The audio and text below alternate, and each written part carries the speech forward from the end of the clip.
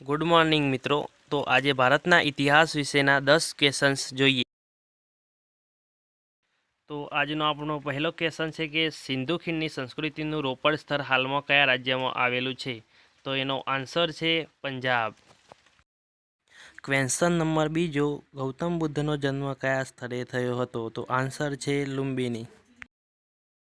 આપણો ત્રીજો ક્વેશ્ચન છે ચંદ્રગુપ્ત મૌર્યના દરબારમાં કયો ગ્રીક રાજદૂત રહ્યો હતો? તો આન્સર છે મેગસ્થનીઝ।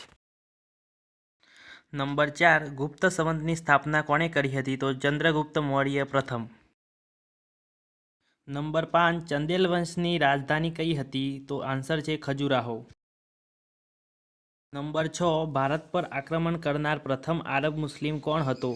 તો આન્સર છે મોહમ્મદ બિન કાસિમ। નંબર 7, દિલ્હીની ગાદી પર શાસન કરનાર પ્રથમ અફઘાન વંશનો સુલતાન કોણ હતો? તો આન્સર છે બહલોલ લોદી। નંબર 8, યુદ્ધમાં સૌપ્રથમ તોપનો ઉપયોગ કરનાર મુગલ બાદશાહ કોણ હતો? આન્સર છે બાબર। નંબર 9, મંદિરનું નિર્માણ સૌપ્રથમ કયા યુગમાં શરૂ થયું હતું? તો આન્સર છે ગુપ્તકાળમાં।